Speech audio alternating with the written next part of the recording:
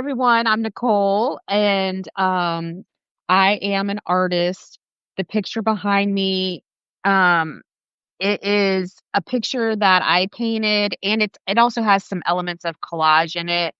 So you see like some ripped paper, but the center, the green part, is represents the earth, the world, and in within there are a whole bunch of different words. So one love is the one that you can probably see the easiest from where you are, but it also says like unity, community, healing, peace, love, all throughout.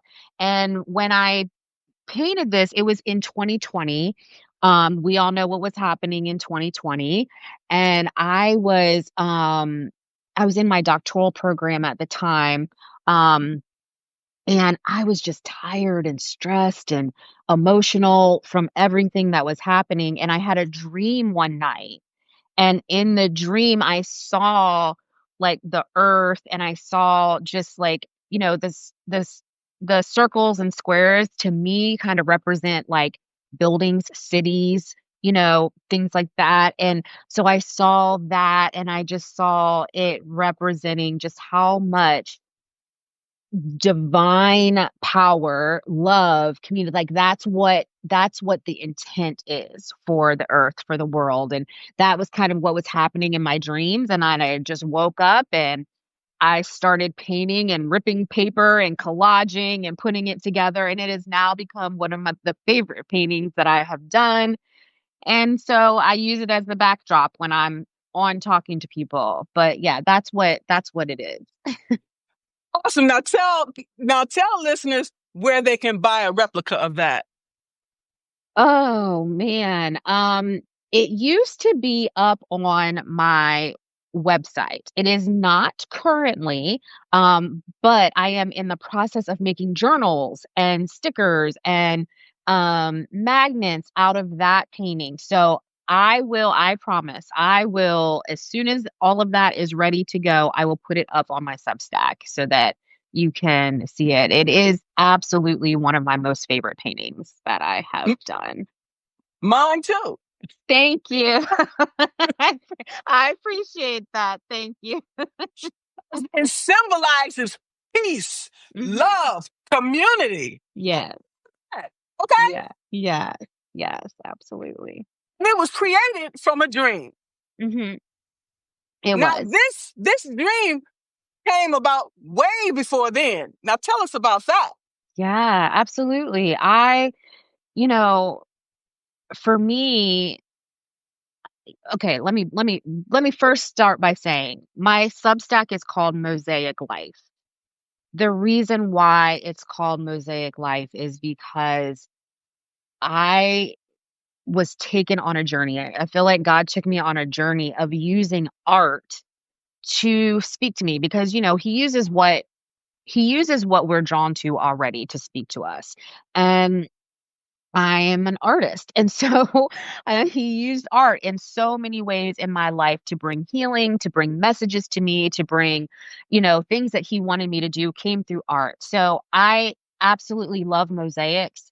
And I don't make them, but I love them. I love looking at them. They're beautiful. I love all of the symbolism that they carry. So the many pieces that you find in a piece of art that is a mosaic represents to me the many pieces that we all make up in the world are us as individuals. There's like, if you look at a mosaic piece of art and there's a piece missing, you can see it, right? You can see that empty spot and you're like, "Oh, something happened to that piece." That, there's a piece missing. And I feel that way about us in the world. If you don't show up as your full authentic self, there's a piece that we're missing, a piece that is supposed to be there. And then to take that a step further, there's pieces of us, individuals, pieces of us, pieces of our lives, situations, experiences that we've had that make us up as individuals. And I believe that each of us is a mosaic, each of us is a masterpiece. And so that's kind of where the idea came from. I changed my Substack name like 5 times, y'all. Like I couldn't, I was like, it was like I was grabbing at pieces of myself. I was grabbing like, Hmm. "Oh, I wanna show up this way. Oh, I wanna show up this way. I wanna show up this way." And then I finally was like, "You know what? I can't do this anymore. I just need to show up as myself. I just need to show up Hmm. as my full self." And Oh, I felt yes. like Mosaic life encompassed that because there's many pieces of me. You might see me showing up as an artist one day, and the next day you're seeing me show up as the coach. I'm a mental health coach. So you see me showing up and I'm coaching people. Or one day I'm writing poetry just because I want to share my heart with you. So I wanted to be able to not lock myself in and I didn't wanna have 50 million Substacks. Okay. Like, I can't do it. So, Mosaic Life, you're gonna get a little bit of all of me. Who wouldn't want that? Well well, thank you. Now, talk to us a little bit more about the symbolism Mhm. of mosaic life. Mosaic Yeah, and mosaic life. Okay. yeah, mosaics are so beautiful. I like, if you have never really paid attention to them, I encourage you to just go do like a little Google search and just like look at them because I feel like they speak even if it's not like even if you look at a mosaic and you're like, "Oh, it's a mosaic of a tree." And that doesn't really move you. If you really, really look at it and like concentrate, like, the different pieces, look at the shapes, look at the sizes, look at the colors. Another thing that I love about it, and this is not all mosaics, because some mosaics are not made of broken things, but a lot of them are Mm. made of broken glass or broken stone, and I love that because I've been broken, right? So many of us have been broken. I have been broken by grief. My heart has been shattered multiple, multiple times. Like, if we had time to sit here and talk about all the ways that I have experienced grief in my life and that it has shattered me. And then the disappointments in life and the things that we care and then when you have the grief, on top of disappointment, on top of this, and then on top of whatever else might be happening in the world around us, because we know our world is traumatizing just as it is. Like, Okay. if nothing else happened in your personal life, just living in the world itself can be traumatizing. And so, I love the idea that we can still take all of that brokenness, bring it together, and form this beautiful masterpiece that is this mosaic.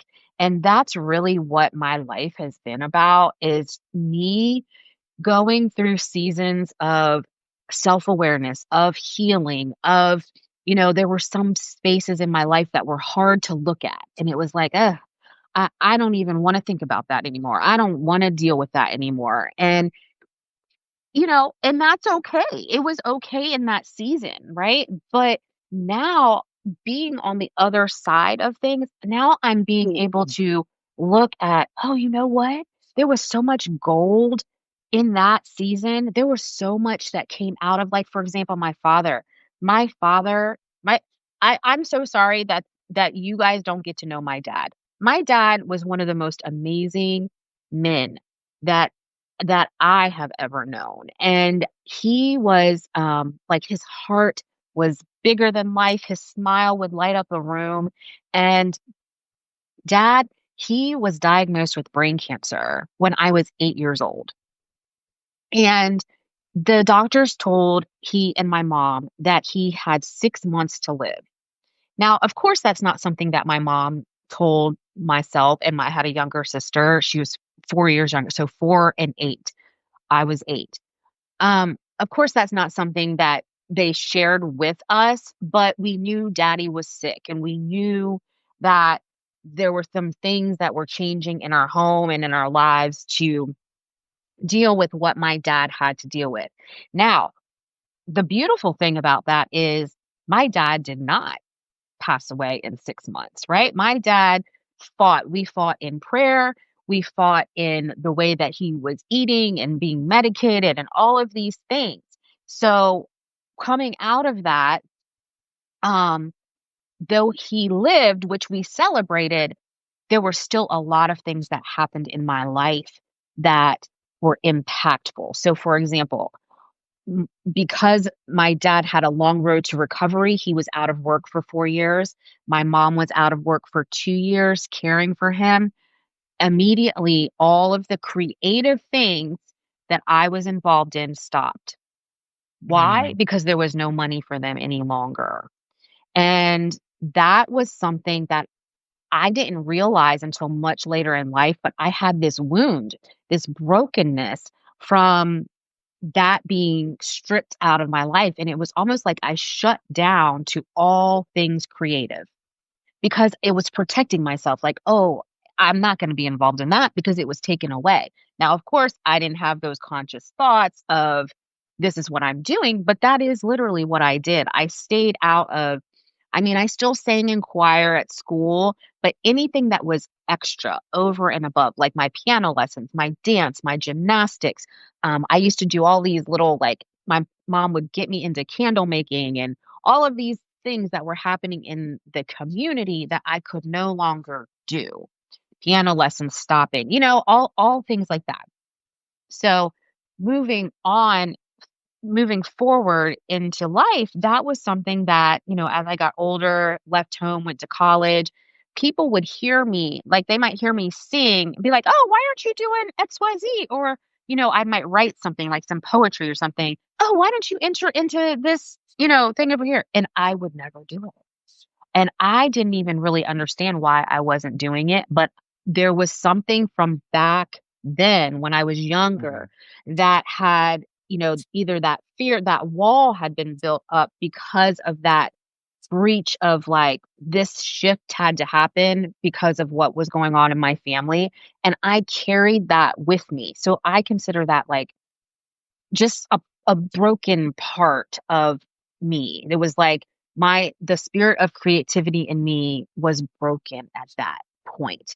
And but the beautiful thing about it is that as I continued living and growing and evolving, God always had a plan of restoration. He always had a plan of restoring what was originally intended for me to grow and live and thrive in, right? And so this is so like, I started dating someone in college, and you know what? He was a creative. He was, I mean, he was spoken word, photography, drawing, singing, rapping, amazing. And what I did was I threw myself into support of him. It was too much for me to do the thing yet, Mhm. Mhm. but Mhm. I could support him, right? And so Okay. that was like step 1 of me kind of like entering back into that creative space, cheering him on, going to all the spoken word events, doing all the, going to the art displays that he put up. It was safe, and it was allowing me like that gentle step back in, right? Here's what happened. We we dated for a while, and after college we still were kind of in that young love of like, I'm not sure, are we getting married? I don't know what's going to happen. And I kind of went my way a little bit in getting my masters, and he went his way kind of trying to find, but we were still closely connected and still kind of having that, oh, I wonder what our future will look like. He was I got the phone call late one night from his mom. He was tragically killed in a Oh my train God. accident. He was walking along the tracks, and it was a valley where they sectioned the sound. And he did not, he and the friend that he was walking with did not hear the train, and they were struck from behind and they were both killed.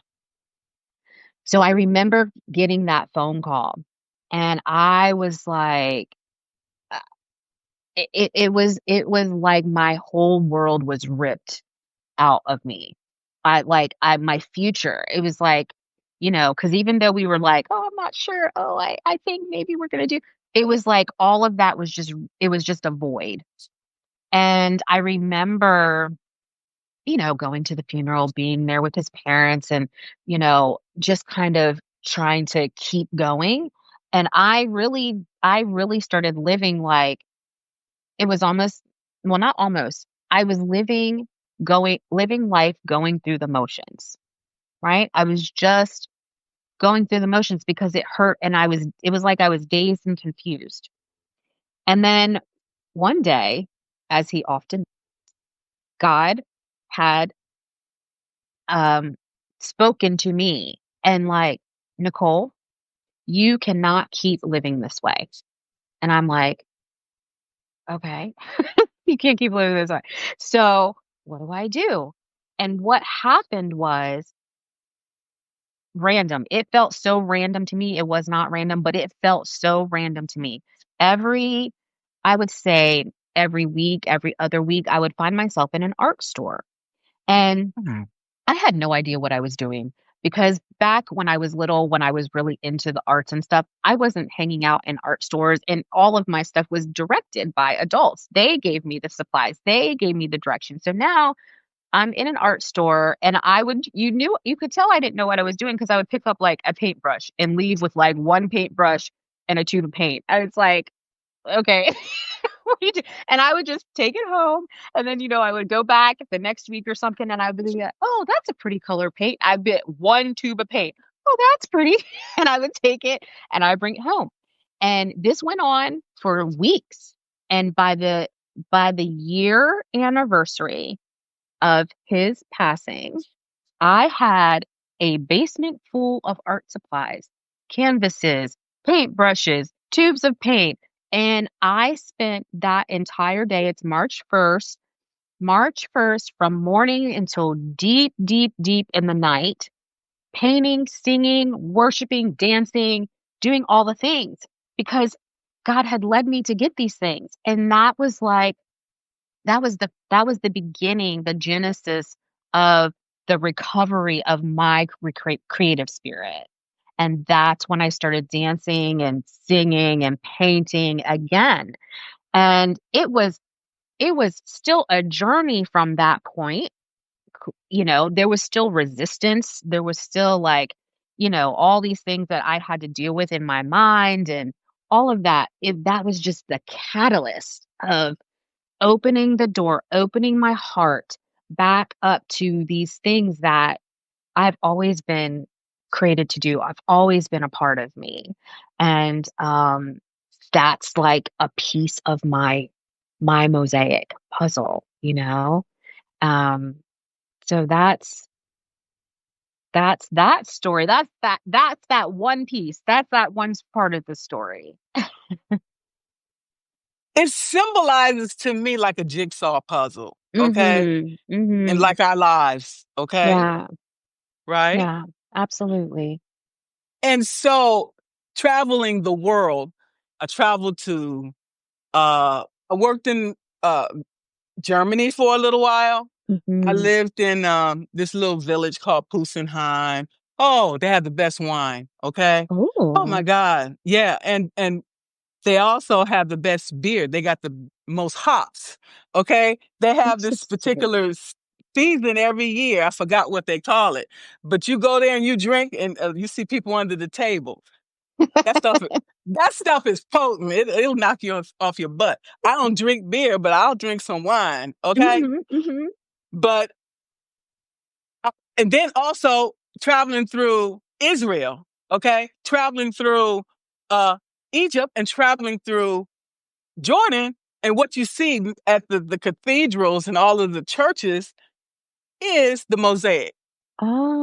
It's Oh. the centerpiece before you get, between, when you come in, you have the pews here, and you come Mhm, up the middle, mhm, and the mhm. centerpiece, you have the mosaic.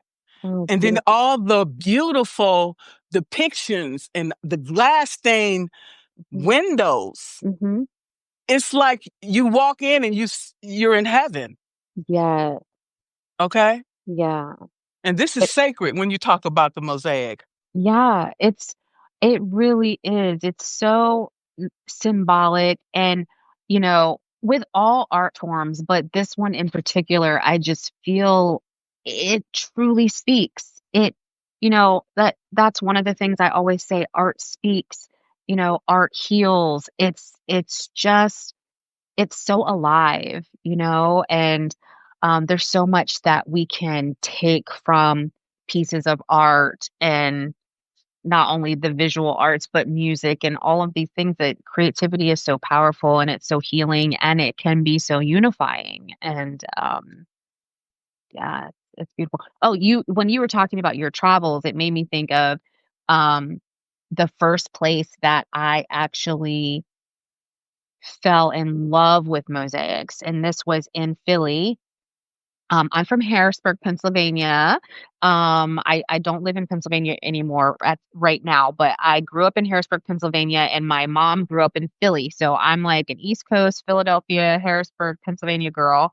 And in Philly, um, on South Street, there is a mosaic museum. So if you are in or near Philly and or you go to visit Philly, you've got to check out, just Google Mosaic Museum in Philly and it will come up. It is so beautiful. You walk in and everything, like the walls, they've just created it like you're walking through a mosaic. Right? The walls have mosaics everywhere. The tables, like it's just phenomenal. And then you can go in and there's a little room where they tell you the history of mosaics and then the history of art in the city of Philadelphia. It's just really amazing. And any city that kind of champions art like that, I just find it so fulfilling. When you and it's so moving when you go in there and just see. I think there's a place in Houston that has, it's not necessarily mosaics, but it's these row houses, and each house is filled with art, different kinds of art that tell the history of the city of Houston. Like things like that. There's so many things that we can do with creativity to speak into what's happening in the world, or even your life, to speak your life. Like it's just beautiful. It really is. It is, and one of the things that I recall the most, even after going through Jerusalem, you can spend weeks in Jerusalem, okay? Mhm. Walking the Station of the Cross, you Mm, know, and you seeing all the mosaic and all around. It's just breathtaking. I just can't tell you. And mm. the one that was really symbolic to me when I went to the Inn of the Good Samaritan. Oh, wow. Okay. Mhm. Okay, because of all the strangers. I don't have no family as far as I'm concerned. Okay, Mm, because I've always been helped by a stranger. mm, Okay, and that was symbolic to me. Going through there and seeing all the mosaic. It was mhm, it just it just part of the healing, to mhm, have the chance to see the Sea of Galilee and where mhm, Jesus was baptized and mhm, John the Baptist. All of these things in the mosaic could just bring mhm. everything to life. And my Yeah. life has been so rich because of the places that I've been, because Mm, of the experiences that I had, because of the people that I met, like yes. yourself. Oh, yeah.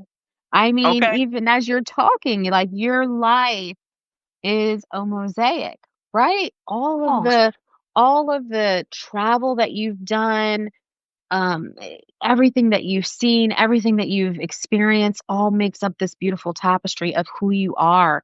And that is definitely what I try to encourage people with, especially when you're feeling down, depressed, sad, overwhelmed, feeling alone, all of these things. Like, I think sometimes life can be so heavy and so just you feel like you're in these tight places.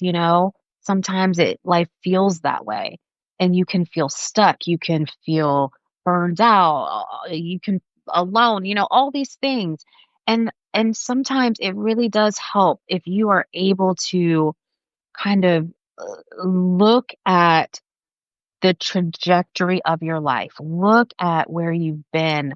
Look at where you've overcome, look at the wins, look at even the times that were hard, that were difficult, that you thought you wouldn't make it, but you're here, you're listening to me, you made it. Like, things may look differently than you anticipated them looking. I know my life looked extremely different than what I ever dreamt of in my 20s and my 30s. I'm 48 now, and my life does not look like what I thought it would look like at 48. It just doesn't. And sometimes if I sit in that space too long, it can be sad. It can be overwhelming. It can be like, oh, but I have to. And sometimes I'm in that space. Let's be real. Sometimes I am. But the thing that shifts me out of that is like all of the goodness, all of the beauty, all of the blessing, all of the gold that has come out of my journey that I have been able to overcome, the people that I have met, the opportunities that I have. Um, it's like remaining in this place of gratitude for all the pieces, all the things that I've been a part of, that I've experienced.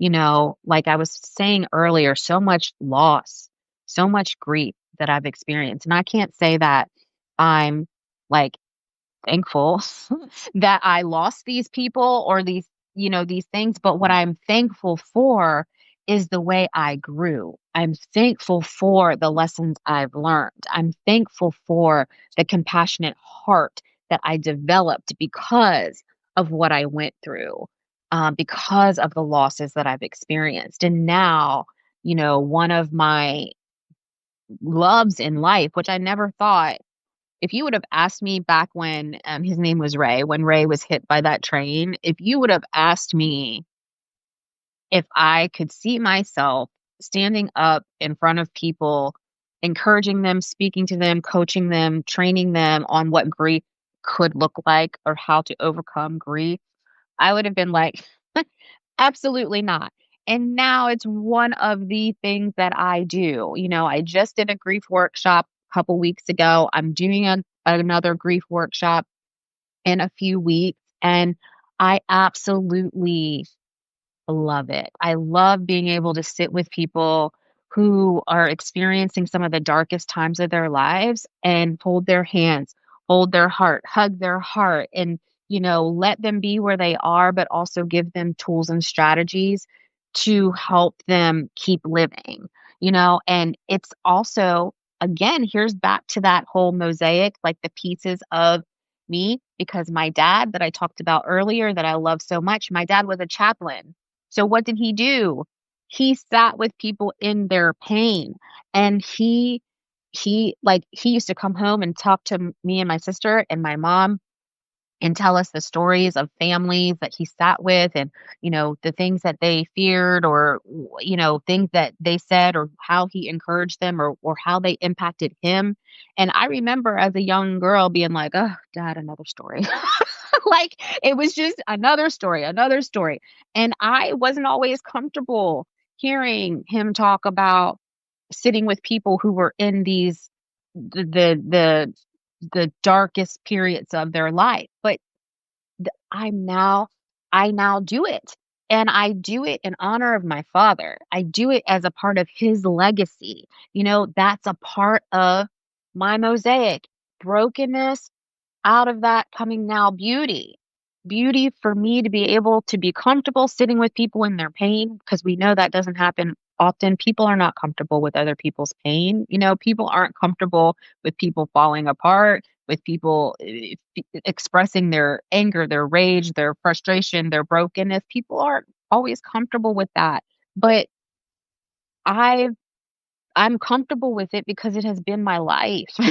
It has been, you know, there's 3 significant losses in my life, and there are way more losses than that, but there are the 3 that I hold as, you know what, these losses dramatically shifted my life, my perspective, and my heart in a way that is undeniable, and unchangeable, and it has truly shaped the woman that I am. Those 3 losses.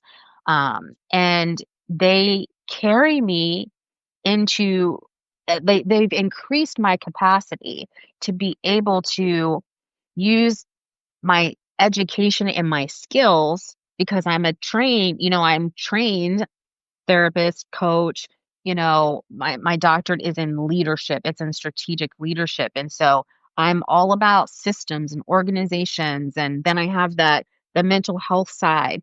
But all of that aside, I've lived it. I have lived loss and losing someone who I thought was going to be my future, losing my dad, who was like bigger than life to me. And then the third one is a cousin who was like a brother to me, was murdered. And those 3 major losses have really just, as I said, shaped me. And they were devastating, shattered my heart. But I've taken those pieces and I am now operating in a way that I hope brings so much comfort, healing, peace, education to other people who might be experiencing similar situations. Now, one of the things you talk about, we are Mhm. content creators. Mhm. I started off on Substack writing. I got Mhm. bored with it. Okay. So seriously, so I like, Yes. okay, it's got to be something else. That's not where my Mhm. passion is. People are like, when are you going to write? The last time I wrote an article was in July. Do I miss it? No, because I'm using my voice, my power to reach and expand. Mhm. Writing, it doesn't do it for me. And Mhm. if I put something out there like that, people are going to sense that she could have kept that. Okay, so what do I do instead? Mhm. Utilize my passion, my Yeah. power, my vision Mhm. to educate, okay? Mhm. Mhm. To uh, bring people to where they want and need to be, Yeah. okay? Where they want to be, okay? Mhm. But it's their choice, okay? Mhm. So Mhm. it's something you develop over time. Okay, when I first came to Substack in November, I didn't know what the hell I was doing, and I think I know, but when you think you know, things change, and you have to Mm. change too. Okay, Mhm. because if you don't, Absolutely. you're gonna be left behind, and they're gonna say, "Margaret, who?" Mhm. Mhm. Okay, so we know we have to keep putting ourselves out there, be consistent. Okay, then I go back and do the replay. Okay, I could have did this a little bit better. Okay, I'm Mhm. not gonna beat myself up. It's just a lesson to Mhm. get me to where I want to be. Okay, so I started with that one article. Now I'm doing this today. Now, if you had told me a year ago I'd be this place, I'd say, hell no. Because I loved being behind the scenes. I'm like you. I'm a system thinker, left brain, and putting all these systems and things into place. That's what I do well. That's what I thought. Okay? Mhm. But really, no, because I was being called to speak to people, let the Mm. spirit move through me. And Mhm. and that is what I was supposed to do. Sitting behind a fucking computer, nobody know who you are. I don't buy from nobody from behind a computer. I don't know nothing about you. Mhm. Okay? Who are you? Where you come from? What are Mhm. your intentions? But if Mhm. you hear me and you see me, it's very evident. Yes, we definitely know who you are, Miss Margaret. But you see what I'm saying? In Yes. this crowded space, what's going to set you apart from all the other artists? What's going to set you apart from all the other poets? What's going to set you apart from all the other writers and everybody else that's utilizing their gift? You got to be loud, you got to be bold and unapologetic. Yes. Yes, you do. And I think what you really have to do is the name of what you called this is own who you are. You have to own who you are. You know, eh, you are definitely bold, empowering. You show up and our attention is there because you come into the room and you are bold, right? but there might be someone else who their energy is maybe a little more, I don't know, it might be a quiet strength. It might be a quiet strength that they possess. It's all about figuring out what is your superpower.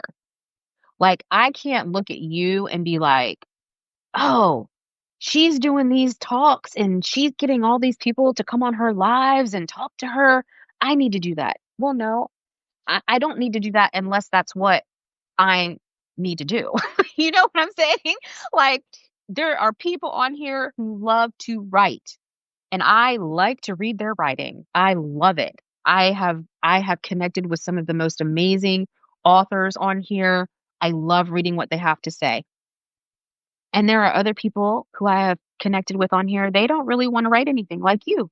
They want to speak with their voice and that's what they want to do. There are some people on Substack that only use it for podcasting type purposes. It's really about what is it that you are called to do? How are you called to show up? Right? How are you individually called to show up? And what are your strengths and how can you lean into your strengths? Like, I think you were on my live the other day with my friend Jolene, who is a strengths coach. And, that conversation, it was so powerful because one of the things she said was like, she guys, just for frame of reference, I had on my channel um a strength finders coach. She's a friend of mine, and um we were talking about how to interpret the strengths. If you've taken strength finders, then you're familiar with what I'm talking about. There's 34 strengths. And she said all of the strengths are in you, but it's those ones that are at the top 10, top 5 area. Those are the ones that you can't necessarily turn on or turn off because they're so embedded in you. Those are the things that we need to figure out what they are. And the other thing that she said is a lot of times we don't know. We don't know intuitively. We're not necessarily paying attention to what it is that we do well and how we show up well. And that's something that we do need to do because when you tap into your authentic self, which include your strengths, your values, your how even down to how you appear, how you want to appear authentically, all of these things make up the essence of who you are. And when you tap in and lock into what that is authentically without caring about what whoever else is doing and what they're saying you should do and how you should show up and all that, lock in to your authentic self. That's when miracles happen. That's when suddenlies happen. You know how people are like, oh, she's an overnight success. She's not an overnight success. She's been working that thing and trying to figure out who she is. And like, one of my favorite examples of this is Tabitha Brown. Do y'all know Tabitha Brown? Tabitha Yes. Brown. Okay. Tabitha Brown. The, w- I the thing that I absolutely love about her story, like whether you know who she is or like her or not, this thing about her story is so powerful. Tabitha is from North Carolina. She had a dream to become an actress on stage and she was going to, be out in the movies, doing the TV shows, all the things, right? Took a leap of faith, moved to California so that she could pursue her dream, right? Gets out there with her husband. They're struggling. They don't have any money. Um, she ends up getting sick, like in her body, having all these pains um and I remember her talking about how she would go to auditions and she would try to mask her Southern accent. She would try to straighten her if you know who she has a big afro that she wears. She would straighten the afro because she's trying to fit in to what she felt would be acceptable in Hollywood or in these roles that she was going after, right? But then her body starts breaking down. She starts getting sick. She starts having all these pains. She's in bed and she is not able to function. God speaks to her and tells her that she needs to change how she's eating. So she starts doing that, right? And then he says, I want you to go live and I want you to tell people what you're eating. So she's going live to like one person watching, five people watching, 10 people watching. And she's just doing it consistently out of obedience, taking the step, right? And she's being an Uber driver because she doesn't have the ability to get the roles. She's not getting the roles. Then one day she tells people what she's eating and she's eating a sandwich from Whole Foods, right? She tells people, you need to come try this sandwich. It's so good. Whole Foods sees it. They say, we need her to advertise our sandwich.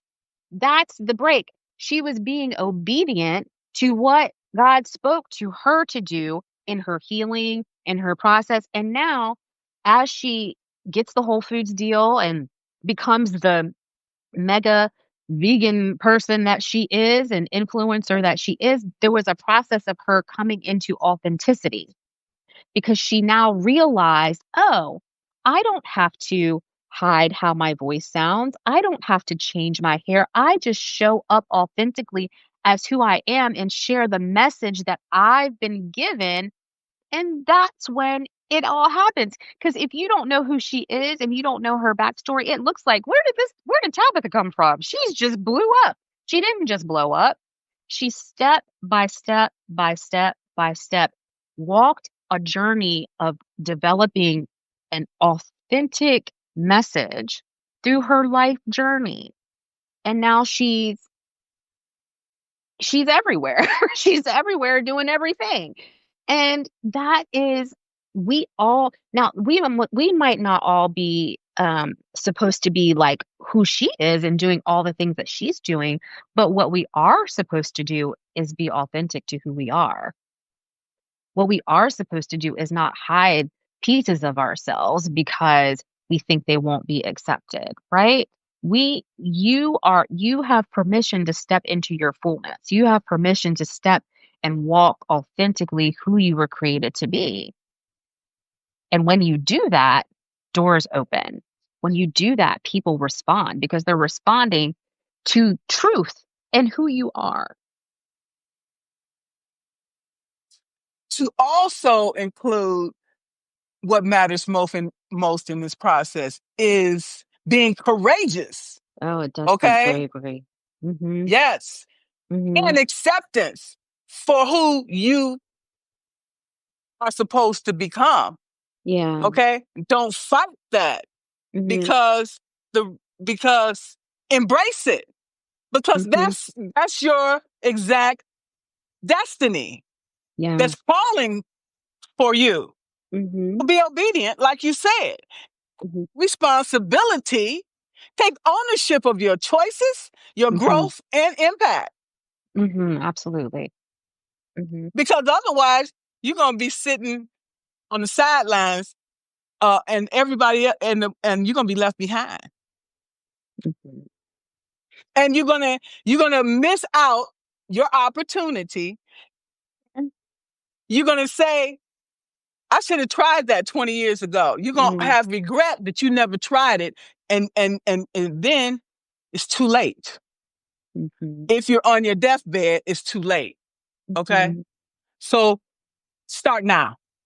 Absolutely. Yeah. Because remember, you're a piece of the puzzle. You're a piece the world. You're a piece. And we want your piece, right? Well, I want to see everybody's piece. I want to see everybody leave the mark that they're destined to leave on the world. And we certainly need positive lights. We certainly need that in the society that we live in today. We need people who are going to walk in bravery and going to be courageous to to spread light and love and compassion um, in a world that so desperately needs it. especially now, okay, Mhm. with the Mhm. government shutdown. I don't know if it's on or whatever, because I cut that shit off because it's taking me down Mhm. a place that I'm not going. Mhm. Period. Don't let nobody take you where you don't want to go. Okay, you give up your True. power, that's where you're gonna end up. No, you're Mhm. not taking me there. You go there by Mhm. yourself. Okay, so why authenticity matters is because of well-being and engagement. Mhm. Okay, we have to have that, um because for our overall well-being. Okay, Mhm. then we also have to look at the impacts of mental health and psychological outcomes Mhm. from the decisions that we make. We have to look at the impact. Every action, there's an equal and opposite reaction. So you take this in Absolutely. consideration before you, okay? Mhm. Because it don't just impact you, it impact others. Mhm. Okay? And so the other thing that's important to remember is that authenticity and resilience. Okay? Mm. Mm. They go hand in hand, you know, and so we need to remain flexible and adaptable to changes that are constantly happening around the world, not just on a day-to-day basis, sometimes on an hourly basis. Okay. Mhm. Mhm. Okay. So you have to take pause, step back, take some breaths, and say, okay, this is the way the world's going today. Do I need to go in that same direction? Is that going to help me? Need to do something else. They going to the left, I'm going to the right. Okay? Mm. Y'all go ahead and fall in the river if you want to, but I'm not going there with you. Okay? Mhm. You got to Mhm. stand for something or fall for anything. Right? Absolutely. It's yes, absolutely, and it's funny that you mentioned the pause, because that's my word. I know, right? You No. should what you call it? Uh I'll think of it. Copyright Yes. or something. Yes, that is my word, and, um, actually right now, today what is today? Today is October 4th, I think, or 3rd? 3rd. Third. Today's Third. October 3rd, Friday, October 3rd, so we're in day 3 right now. Everybody who doesn't is not aware of this, I'm doing, a challenge right now. It's a free challenge. It's called, um, Sip from the Well, 10 Days of Pause. Sip from the Well. The Well is my membership group that is opening up later this month. And 10 Days of Pause is this free challenge that I've put out that each day we talk about a different way of pausing because the pause is so important, right? We live in such a hustle, grind, fast-paced society, um, and we often don't take time to pause, to breathe, as you said. We breathe shallow breaths, you know, we don't take time for that deep breathing, which can be so, healing and beneficial to our bodies and calming of our nervous systems, and so we're going through this challenge, and it has been so amazing so far. It's really been so amazing. But the reason why, let me tell you all, the reason why pause has become my word is because remember, we talked a little bit about 2020 earlier and all the things that have happened, but rewind to 2019 for me. In 2019, I was working as an intensive in-home family therapist, which meant that I was doing a lot of driving. I had to drive to my clients' homes. I did therapy sessions in the home, in the community, and it was a really intense job. And at that time, I was also a full-time doctoral student. And one day, I was driving well, I wasn't. We worked in teams of 2. So my therapy partner was driving, and I was in the front passenger seat, and we are going to get our girls, 2 sisters that we worked with, and we like to work with them in the community because they responded better.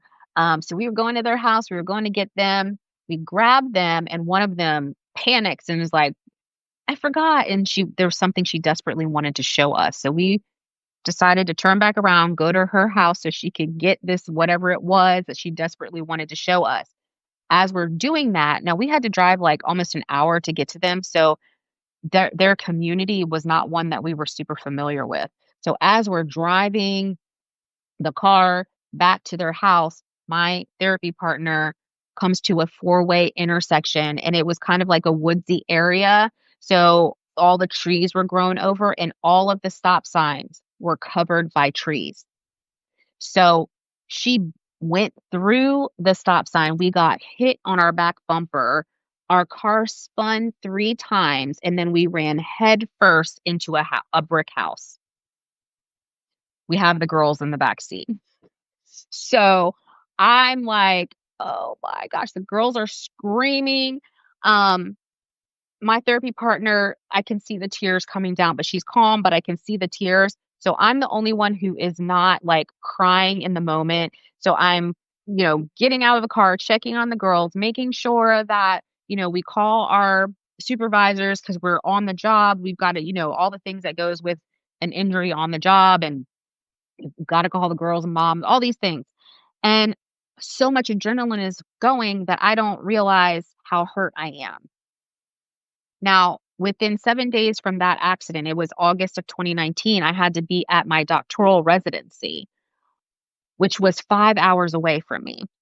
Y'all, can I tell you that not once did I think to call my program director and say, "Oh, I was in a bad accident. What are my options?"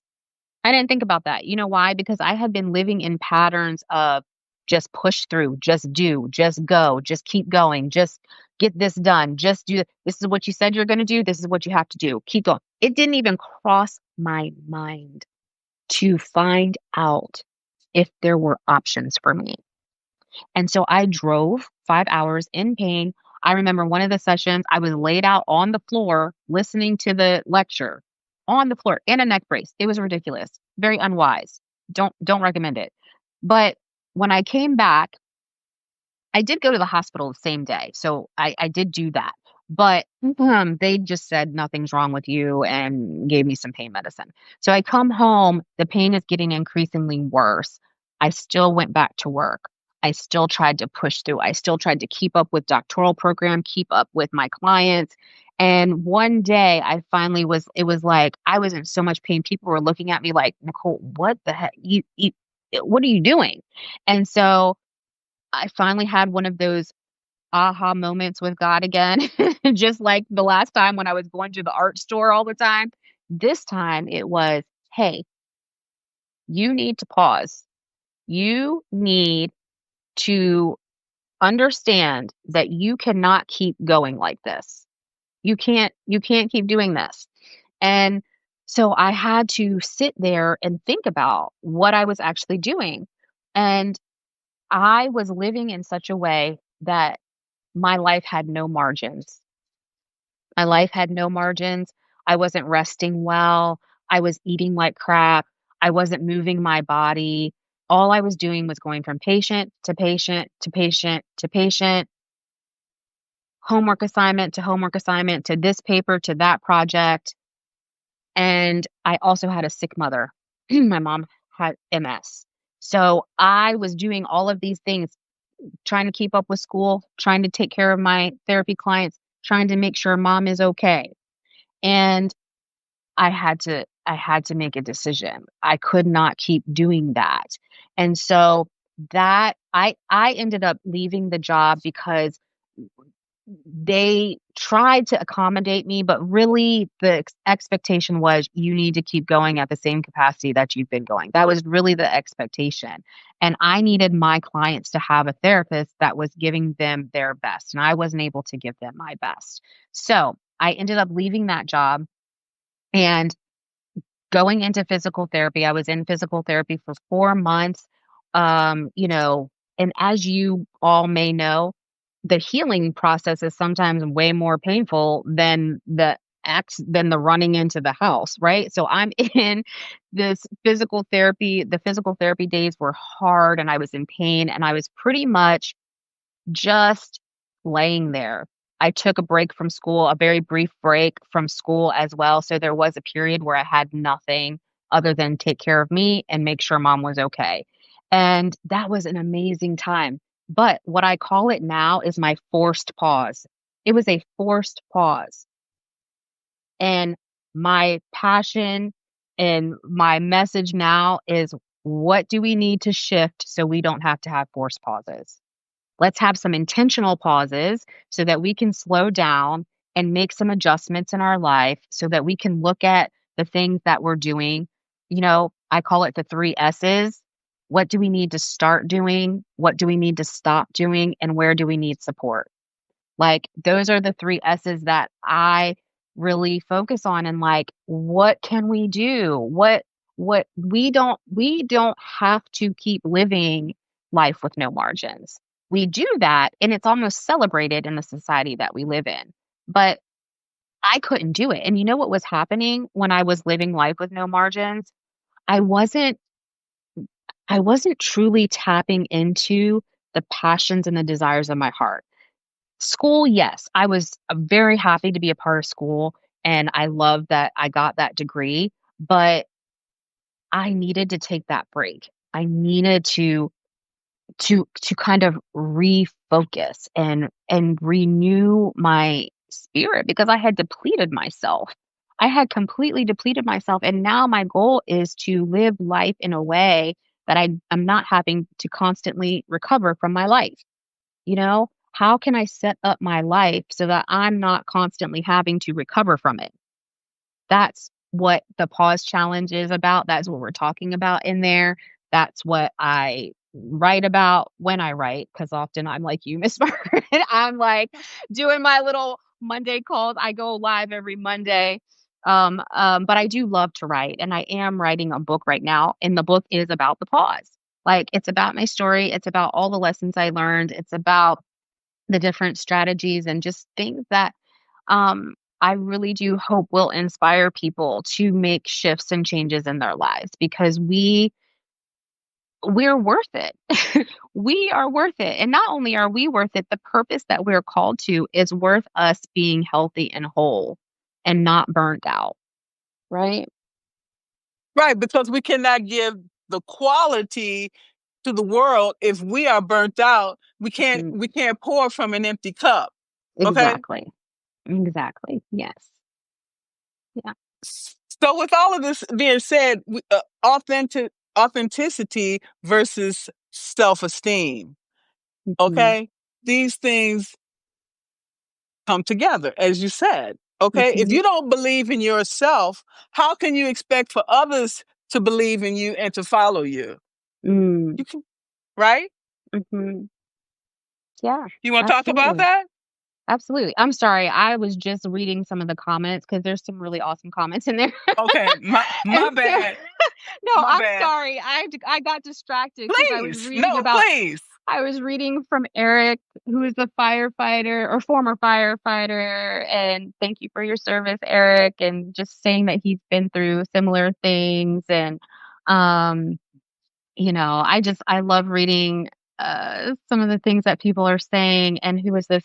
Um Lamar, I believe it is.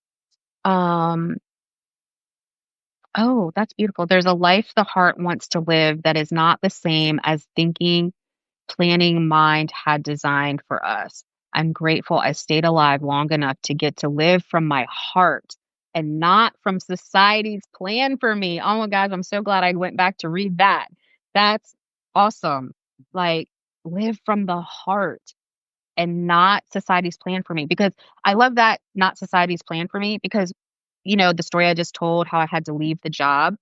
Everyone tried to talk me out of it.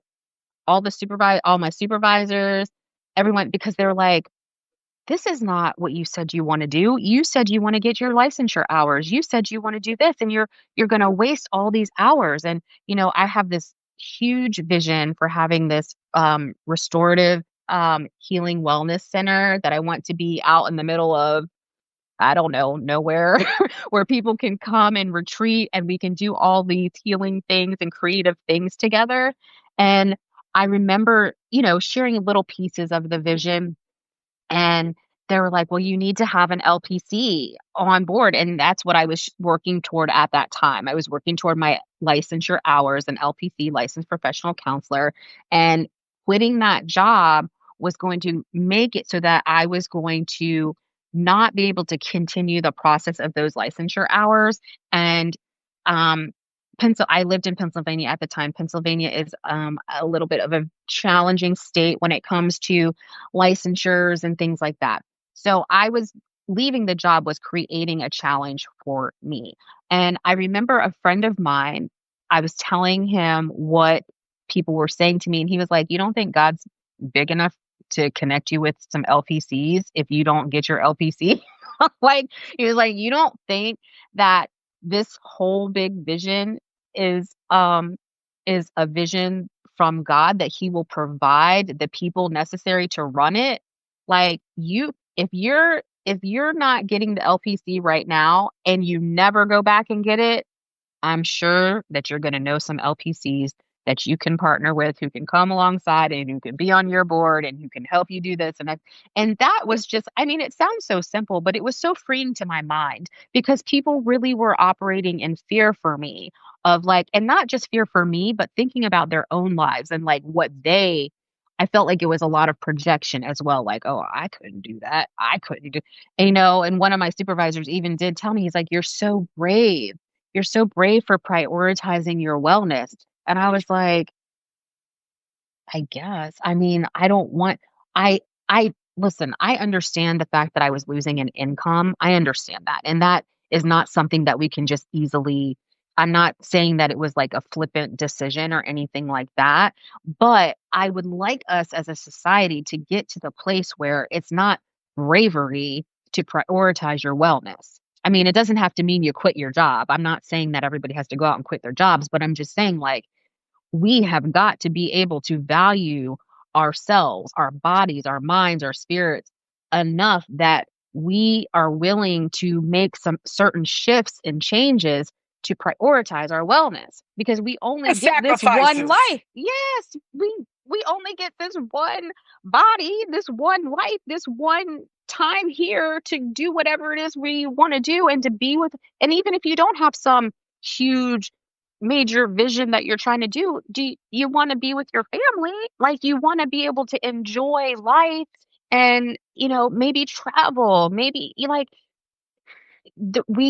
I don't want us to like, and even when we're in some of the most difficult situations, like, because I always want to be careful and mindful that everybody is not in the same situation and that it is a privilege to be able to pause. Like I recognize that. So I'm not saying that everybody just has the ability to like take a nap or to do, or to, institute some kind of breathing or wellness or self-care. But what I have come to understand is that those of us that do have the privilege to be able to make certain sacrifices and shifts so that we can prioritize our wellness, you know what? We then could potentially create something, have plans, programs that help those people that don't have that privilege. Like that's one of the things that really drives me is like I understand that I'm privileged.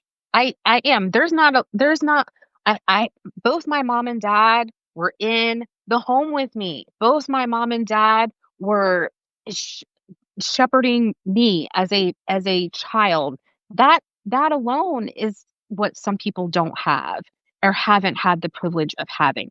I went to excellent schools. I recognize that not everybody has done that. You know what I'm saying? So it's not, I don't want it to sound like I'm saying everybody should just, you know, think about yourself and prioritize your wellness and, make sure you get your rest. I am saying that I want you to get your rest, but there's so much power in a pause that that is not just about ourselves.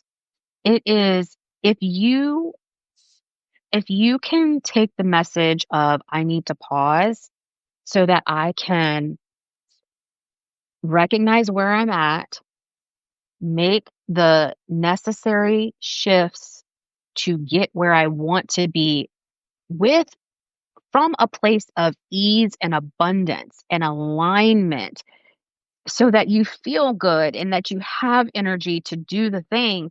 If all of us that have the ability to do that did that, just imagine what things we could create in the world. What systems we could change in the world if we were thinking about ourselves in a way that filled ourselves, that we were prioritizing filling ourselves up, you know? We operate so much from places of depletion and emptiness and scarcity and in ways that we can't even tap into all that we're capable of. There's so we don't tap in.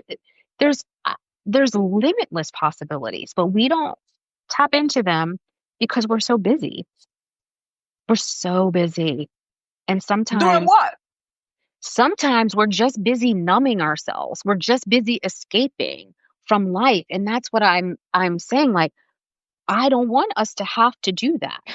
I want us to create patterns and systems for our own lives that we are like, yes, I'm excited to wake up this morning because what am I going to discover? What am I going to find out? What could I create today? Who am I going to meet today? What amazing new plant am I going to see in the world? I love plants and I could talk about plants forever, but like, I have plants all around me. I have about 84 right now, 84 houseplants, and there's so much that they speak to me, and that taking care of them fills me with joy. And so being able to tap back into some of the things that fill you with joy and peace.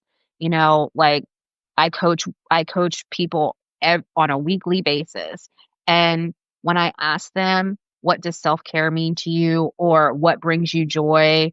Um, they often can't tell me. They don't know. And they don't know because life has beaten them down. Life has tired them out. They haven't even had a moment to think about what brings them joy because of all the things that we deal with. Like, and it's real, like grief, job loss, all kinds of, hard things that happen. And that's why it is important to pause and to just kind of take a step back and take care of you, take care of your heart. It's not selfish, it's necessary. This has been truly, truly powerful. So, some of the practical steps you've already mentioned that we need to do Mhm. is to clarify our values, okay? Yes. To monitor our expressions, Mhm. okay? Because that which we put out into the world comes back to us, okay, Mhm. tenfold. Mhm. Another thing is to set boundaries, Yes. Mhm. okay? We also need to reflect with self compassion.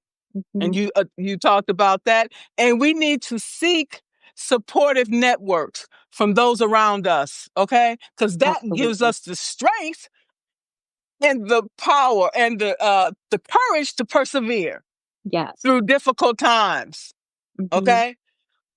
So celebrate evidence of alignment. Yes. So, did you have any last minute thoughts? I want to see if there's any additional comments here that may have been not been captured. Um, there's so many good I y'all, you guys are awesome. I'm sorry I didn't see some of the comments in real time, but I love reading y'all's comments, and please connect with me. Please message me, say hi. I would love to, say hi to you and chat with you. That's the thing I love about Substack. People are so genuine here, and I have had the most amazing time connecting with people, and learning about people and their stories and what they want to do in life, and it's just beautiful. So please do connect with me. But I think the last thing that I would say is just, you are worthy. Like, you are worthy of taking care of yourself. You are worthy of valuing who you are. You are worthy of the pause. Um, you are worthy of making certain shifts to prioritize your well-being. It is not selfish. It's necessary. And, you know, do it from a place of of love, peace, honor, and alignment. I think sometimes we get to places where we try to make these shifts and we're doing it because we've been hurt or we've been angry. And those are times when you need to do it. But I think you can do it with so much clarity when you do it in this intentional way of saying, you know what? It's time for me to make some changes. It's time for me to honor the man or woman that I am, that I have been created to be, and I want to live my life in a way that I don't have to continually recover from it.